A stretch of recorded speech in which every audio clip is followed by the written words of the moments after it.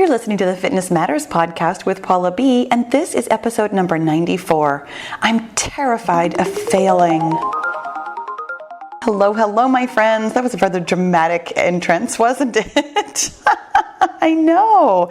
You guys, sometimes we get really dramatic when we are talking about fitness matters that matter to us. This one actually came up for me really recently. I was coaching somebody online. So I was having a text conversation with somebody online about some choices that they were making, and that I was kind of offering a couple of different solutions as to, well, you could go this way and give this a try, or you can go this way and give this a try.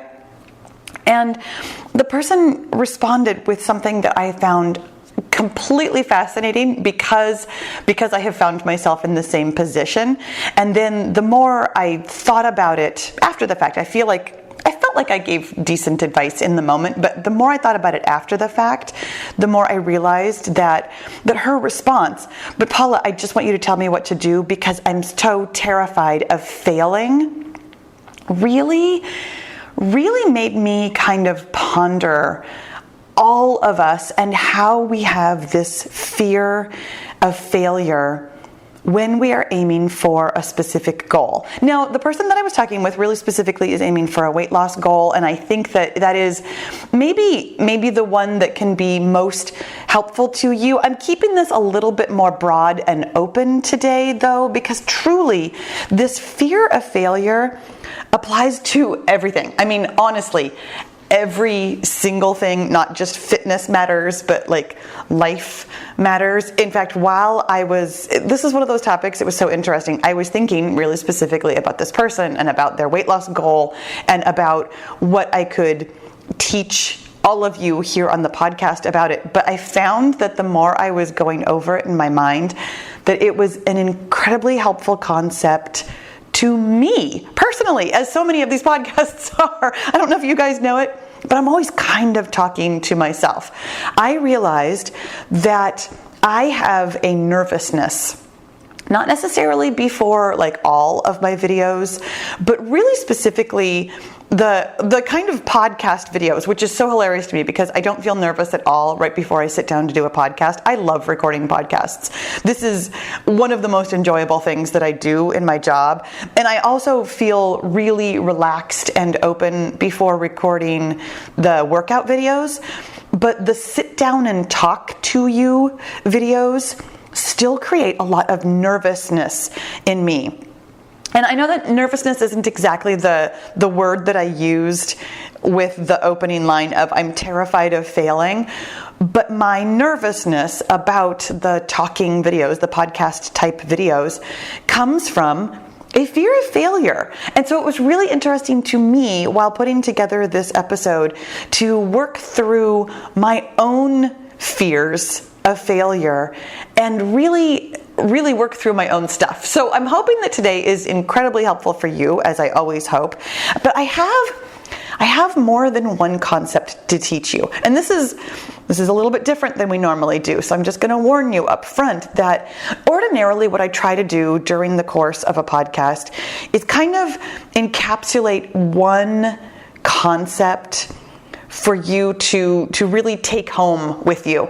But this topic really specifically actually illustrates 5 different concepts that might be helpful for you in different ways, attacking even this one problem or attacking different problems that you might notice in your life. So, 5 concepts. Here we go. Concept number 1. When we say something like, "I am terrified of failing," longtime listeners might have heard me talk about this before, and in fact, I will refer you to the episode Goal Language, where we talk about what the phrase "I am" creates for you in your life. And actually, in that episode, we talk about a couple of other things as well, so I'm going to really hone it in on this one particular thing. You guys, I have come to the conclusion that the phrase "I am" is literally magic. And if I do nothing else in my life as a life coach but teach you this one concept, it is truly life-changing. It is the thing that has changed my the way that I look at pretty much everything. When I notice myself saying I am, I stop for a moment and I imagine that I am literally waving a magic wand and creating that for myself in my life, because that is what those words do. You guys, that is exactly what those words do. And here's why. When you say, I am terrified of failing, you are actually creating for yourself a failure. Now, I mean that in the nicest way, because truly, I mean, we're going to get to this a little bit later, but truly, there's no such thing as failure. Failure is a construct in our minds that has no meaning except for the meaning that we assign to it. But as a concept, we fear failure as though it is outside of us. And so therefore, when we say, I am afraid of failing, we actually create it for ourselves. The way that you can actually see this is by putting it into the model, which is a tool that I got from my mentor, Brooke Castillo. Something that she talks about, it is the tool that she teaches for how to manage your mind. And what it does is it helps you understand what you are creating for yourself in your life with the thoughts you are thinking. And this one really specifically, I am terrified of failing. What we do is we put it through the model. So that is a thought, I'm terrified of failing. And what that thought creates for us is a feeling. The feeling, when I sat with this sentence, what I felt was worry, a fear of the future. When I am worried, when I have a feeling of worry from this thought, I'm terrified of failing, what actions I do are things like ruminating on all the ways that I could fail, all the things that could go wrong, which is to me a very spinning thing to do. I think about what could go wrong, and then I worry about what could go wrong, and then I think about more things that could go wrong, and then I worry about more things that could go wrong. So I kind of have like a circular thought pattern, I call that spinning, where I'm not jumping off of that merry-go-round and getting anything done. I'm simply spinning in the thought and worry cycle. I end up kind of being distracted while I am doing the tasks. Like if I'm, for example, I mean, this is what I was talking about. Like when I am worried about failing at creating one of my podcast videos, or my story videos is actually what I call them in my own mind. That's my internal language for it. It's a story video where I'm telling you a story about things, even though I tell a lot of stories here on the podcast too. They're very related. Anyways, when I am actually getting ready for and then filming my story videos, I'm very distracted. I'm spending much more brain energy on the nervousness and the worry and the fear of failure than I am on actually preparing and actually filming. And then even afterwards, what happens afterwards is I tend to already start like judging myself or beating myself up a little bit, like, well, that's going to be bad. Well, that was probably a failure. Those kinds of actions create for me a situation in which I have not produced my highest level of work. I have indeed failed at being my best because I was so worried about failing. The thought of being afraid of failure created a failure for me. Amazing, right? And that thought also creates evidence, because once you have a thought, you guys, your brain always wants to agree with itself. Once you have a thought, your brain is going to go looking for evidence of how that thought is true, which is part of where that judgment thing comes in. My brain is already thinking that video is going to be a failure, so it starts judging it as a failure before it can even think of anything else about it. This I am statement is so crucial and essential of a concept for you to understand. We have talked about it numerous times, and I'm going to continue to talk about it. And maybe one of these days what I will do is create an entire episode where that's all I talk about, so that I can have something to point to later other than the goal language, which, like I said, is an excellent corollary, but has other topics included as well. Okay, so concept number 2, that idea, that thought of I'm terrified of failing, is rooted in perfectionism. Now, perfectionism is something that we really haven't talked about a lot here on this podcast. And honestly, there's a couple of reasons. Number 1 is because I wanted to talk about it perfectly. Because I also have some perfectionism traits. Honestly, I think everybody does, because here's the thing. This is a very, very, very natural thing that our brains do. All of our brains do these things. Several really specific things. One of them that I talk about quite a bit is how your brain evolved really specifically to both look for and solve problems. So your brain kind of thinks everything is a problem. And from that thinking that there is a problem here, your brain gets kind of, I'm going to call it paralyzed, even though not all of us get paralyzed with perfection, but we slow ourselves down with this thought of perfectionism. Because your brain assumes that there's a problem and also makes an assumption that there is a right way to do something. That juxtaposition of there is a right way and this could be a problem is where perfectionism comes from. The fact is, it's completely normal for your brain to react this way, like 100% normal. Like I said, I'm pretty sure we all have it to some extent. The trick really here is to simply recognize it for what it is. It is just the way your brain thinks about things. Your brain wants to have rules. It wants to have categories. I mean, your brain takes in millions, probably billions. I'm going to stop saying millions for most things other than my 1,000,000 subscriber goal. But like your brain is taking in billions of inputs at really any given time. By the time we assess all of the things we can see, all of the things we can smell, all of the things we can hear, all of the things we can taste and touch, your brain is actually ignoring more inputs than it is like helping you see or taste or smell or feel or whatever at any given time.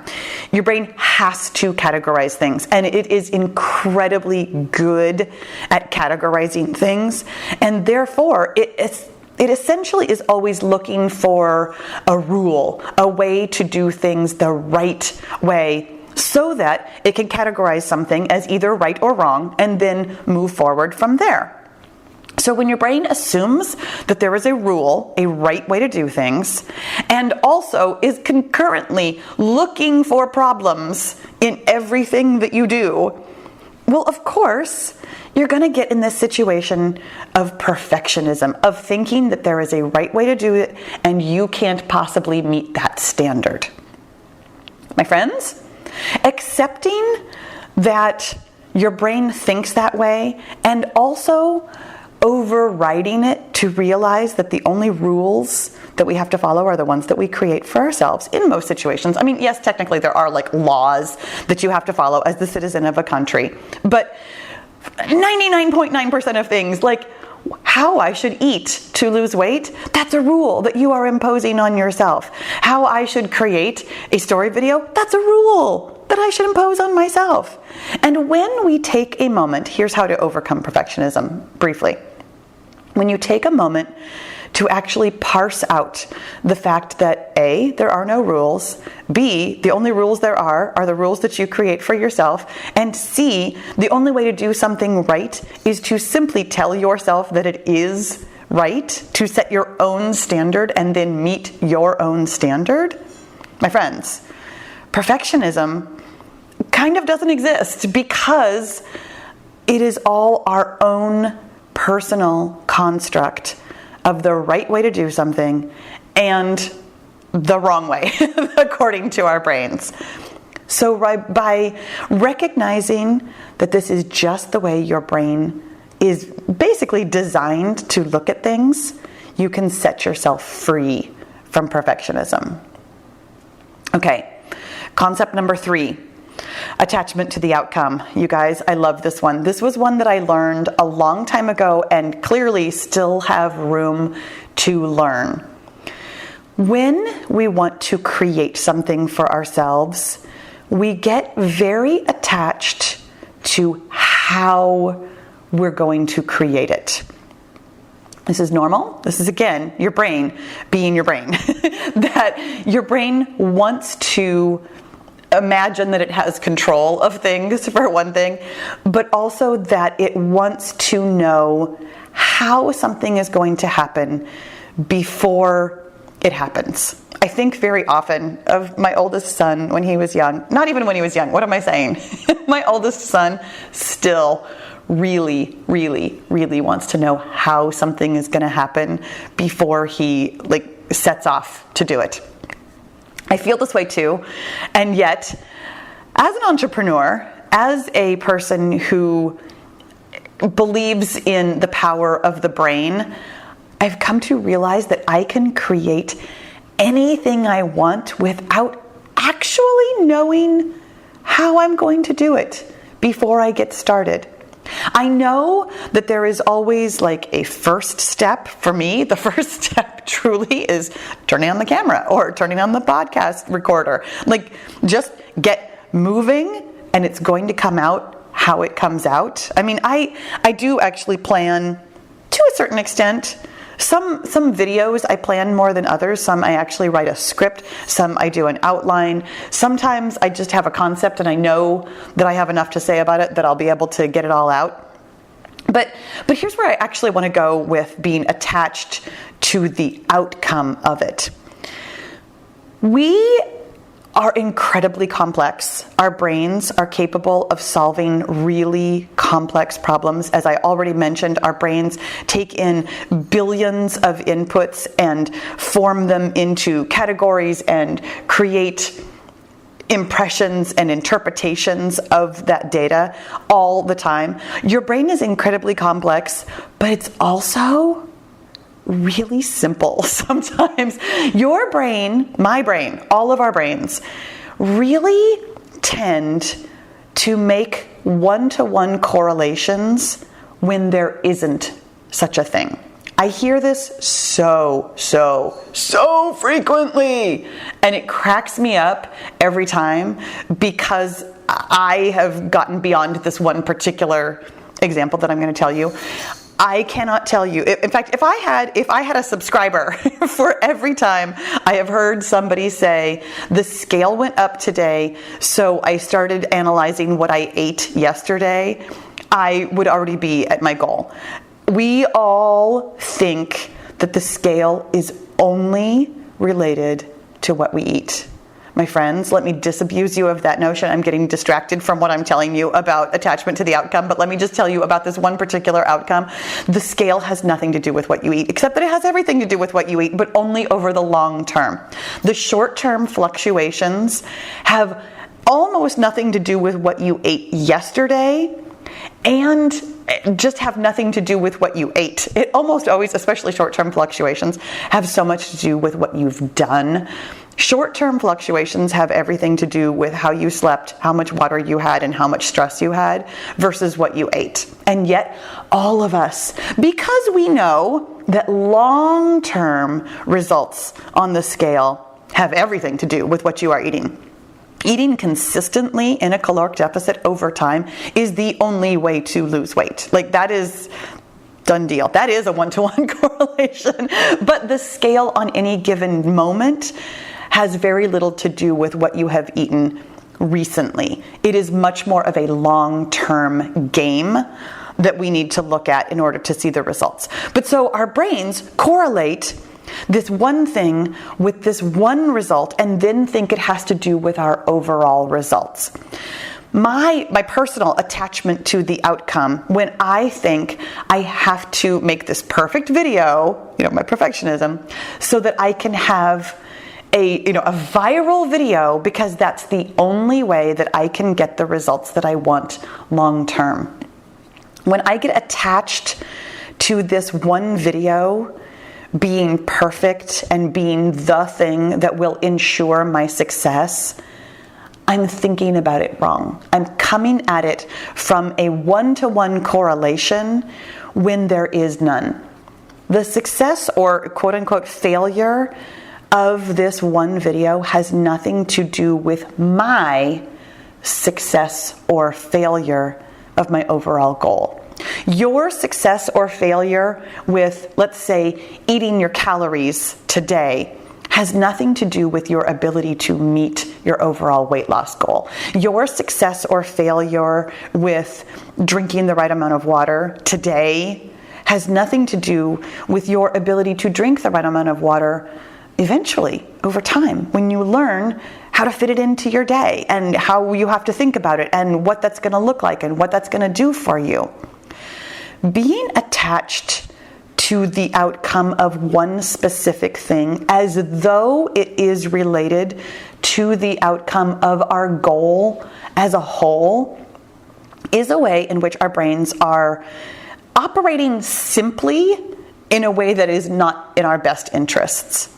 When you can keep a bigger picture, that is the best way to not be attached to the outcome of one teeny tiny microcosm of your goal. And this is really related, in fact, it is related to the perfectionism, but it's also really related to the next concept that we're going to talk about, which is scarcity. You guys, I love this one.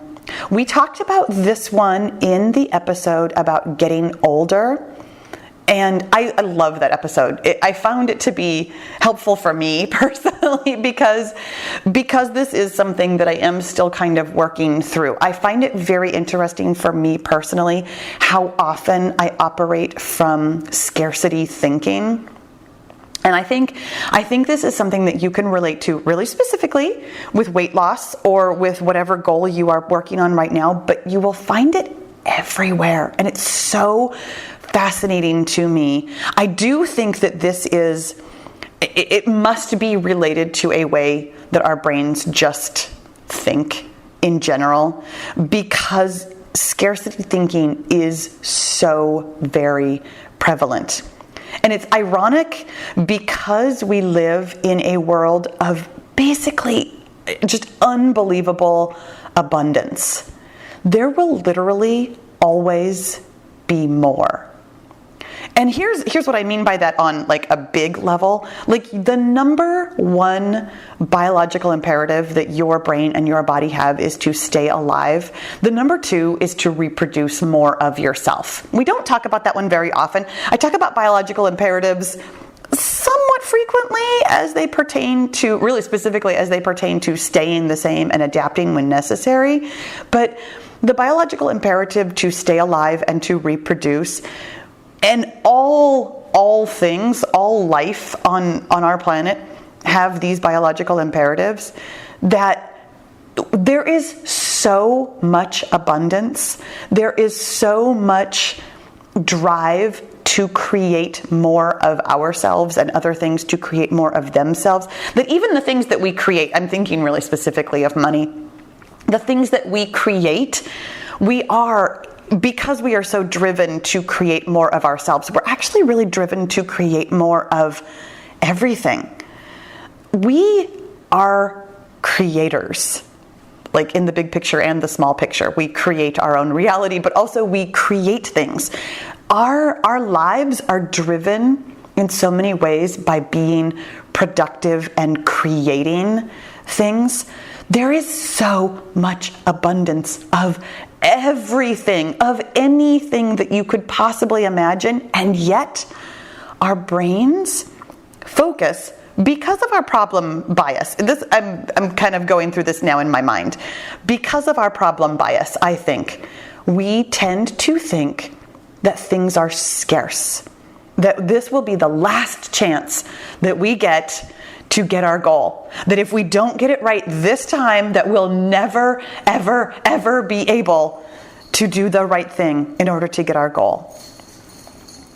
And I want you to recognize how ridiculous that is. like this is the thing that I come back to time and again when I recognize myself having this scarcity thinking, that if this one outcome is the thing that determines all of our results, all of my results, that would be a problem because that means that this is my last chance. That last chance thinking is just illogical. It's simply your brain looking for and then creating a problem that it would then solve if we would allow ourselves to solve it. But we think the solve of that is simply that, well, I have to get it right now. You don't. You never do. You have an abundance of time, and I say that even no matter how old you are or how little time you might truly have left, you still have an abundance of time to do the things that you want to do and to get where you want to go. When we recognize our brain's tendency to think in scarcity and open up our mind to the possibility that you've got all the time in the world, you've got all the resources in the world, you've got all the choices in the world, you can do anything, truly. This is not your last chance. This is not your last hurrah. This is not the only thing that could possibly work. When we recognize that I'm terrified of failing is scarcity thinking, it can really kind of crack open your brain to thinking about things in a different way, to recognizing all of the possibilities you have to get it right. Okay, you guys, the last concept doesn't have a really tidy little title here. It's the last thing that I want to talk about is that let's talk about what you're actually afraid of. Because I recognize this in myself. When I think to myself, I'm terrified of failing, I don't go any further into what does that actually mean? Like, what are you terrified of? And it's not just the failing. It's not just I'm terrified I'll gain weight. I'm terrified that everybody will give me thumbs down and leave rude comments. Like, if we actually let ourselves go a little bit further into what would failure look like defining what failure is, it is maybe some specific reactions, some specific results, some specific thing happening. But what I want to offer you is that what you are afraid of, what I am afraid of, is not negative comments. It's not weight gain. It's not a thing happening, because things that happen are actually incredibly neutral until we make them mean something. The number on the scale going up means nothing until you have assigned it a meaning, until your brain has interpreted it, had a thought about it, which creates a feeling. My friends, the thing that you are afraid of, the failure that you are afraid of, is actually just a feeling. If your weight goes up, you will have a thought that everything has gone wrong and that you are a failure. And that thought will create a feeling of, let's say, devastation. Here's the thing about that. Two things about that I would like to point out to you. You can think anything you want. Let's say that the scale goes up and you don't make it mean that you are a failure. You could make it mean, oh my gosh, I am still figuring this out. I am learning what to do and how to do it. And I've got all the time in the world to figure that out.